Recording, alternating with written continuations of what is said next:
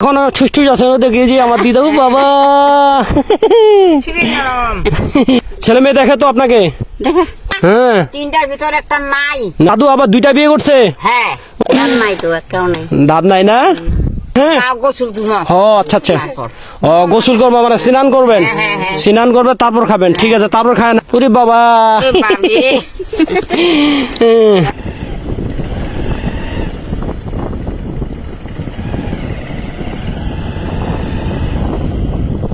এখানে দুইজন বয়স্ক মানুষ আছে এই দুইজন বয়স্ক মানুষকে আমি আপনাদেরকে দেখাবো তার সাথে আরো দুইজন আছে কি সুন্দর আছে গরম গরম প্রচন্ড গরম এই গরমের মধ্যে তারা যে গাছতলার মধ্যে কি সুন্দর মানে হাওয়া বাতাস খাচ্ছে নমস্কার কেমন আছেন ভালো নাই ভালো নাই চোখে দেখেন চোখে দেখতে পান আপনি পাও না পান না চিনিবা পাই না চিনিবা পান না এই যে এখানে আরেক দিদি আছে দিদা নমস্কার দিদা আচ্ছা নমস্কার কেমন আছেন আছি ভগবান জাত হইছে ভগবান জাত হইছে ভালো আছেন না গরম করতেছে প্রচন্ড না গরম করছে খুবই গরম এখানে কি করতেছেন আপনারা এখন বাতাস খাওয়া ও ব্যায়ামও করতেছেন বাতাসও খাচ্ছেন দেখে বসে আছেন নাকি আপনার দাঁত নাই একটাও নাই খাইতে পারেন মাংস খাওয়া হবে টেপকা খান মুরগি তো খান না মুরগি খান বলার মুরগি তো খান না বলার মুরগিটা তো নরম বাসা কোথায় আমার বাসা গেলাম মাটি গাড়া কোথায় ওইটা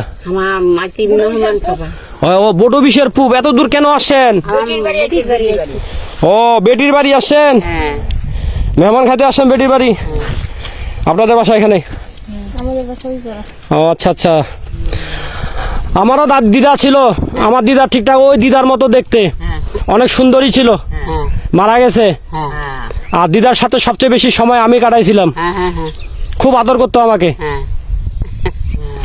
আপনি তো এখন ঠুস আছেন দেখি যে আমার দিদা বাবা খুবই নরম হয়েছে না ছেলে মেয়ে কয়টা আপনার দিদা দুইটা ছেলে আমি তিনটা মেয়ে ছেলে মেয়েকে বিয়ে দিচ্ছেন সবাইকে ছেলে মেয়ে দেখে তো আপনাকে খাওয়ায় তো আচ্ছা আচ্ছা আপনাকে আপনার দিদা আপনার ছেলে মেয়ে কয়টা মোটটা মাই হচ্ছে তিনটা না তিনটার ভিতর একটা নাই মারা গেছে ওইটা দুইটা মেয়ে আর এই দুইটা আছে সতনির একটা আছে ও দিদা আবার তিনজন আছে আর কি ও আচ্ছা আচ্ছা দিদা আবার দাদু আবার দুইটা বিয়ে করছে হ্যাঁ ও দাদু তো খুব ভালো মানুষ না খুব ভালো মানুষ কিন্তু জায়গা ছাড়া বেজায়গা যাওয়া পারে নাই বিয়া করা ও জায়গা ছাড়া বেজায়গা যেতে পারে নাই আচ্ছা আচ্ছা ঢোলপাড়া ও আরে পাঁচলাটা পুকুরি পাহাড় আপনাদেরকে আপনার ছেলে মেয়ে আপনাদেরকে খাওয়ায় তো দেখে তো দেখে না একটা বেটা দেখে তো আপনাকে আচ্ছা আচ্ছা আর তো কাম কাজ তো নাই আলাম অতদিন মানুষের বাড়ি কাম করছিলি এলাম মানুষের বাড়ি কাম করবার যাওয়ার দেনা বেটা ও আপনি মানুষের বাসায় কাজ করতেন এখন বেটা ছেলে আপনার ছেলে মানুষের বাসায় কাজ করতে দেয় না খুব ভালো খুব ভালো আপনার ছেলেকে অনেক দীর্ঘ আয়ু করুক ঈশ্বর অনেক সুস্থ রাখুক অনেক অনেক বয়স্ক মা আছে মা বাবা আছে তাদেরকে ছেলে মেয়ে দেখে না আপনাদেরকে দেখতেছে ঈশ্বরের কাছে শুকরিয়া আদায় করবেন প্রার্থনা করবেন আপনার ছেলে মেয়েদেরকে যেন সুস্থ রাখে ঠিক আছে ওইটাই আর কি আপনাকে তো আমার গালগুলো নাচতে অনেক ভালো লাগতেছে দিদা দাঁত নাই না আচ্ছা আমার কাছে তো তেমন কিছু নাই আপনাদেরকে কিছু খাওয়াবো তেমন কিছু নাই হ্যাঁ ঠিক আছে আমি আপনাদের নাতি হ্যাঁ তো আমার কাছে ছোট্ট কিছু জুস আছে আপনারা খান হ্যাঁ কি সমস্যা কি সমস্যা দিদা কেন ও বাইরে কিছু খান না তাহলে আপনার নাতির জন্য নিয়ে যাবেন হ্যাঁ এটা আপনার নাতির জন্য নিয়ে যাবেন বা আপনি খাবেন নেন এটা দিদা আপনি নেন এটা জুস ভালো জিনিস আপনি খান হ্যাঁ খাইতে পারবেন না এখন খাবেন না পরে খাইয়েন হ্যাঁ ও আচ্ছা আচ্ছা ও গোসল করবো মানে স্নান করবেন স্নান করবে তারপর খাবেন ঠিক আছে তারপর খায়েন হ্যাঁ পুরি বাবা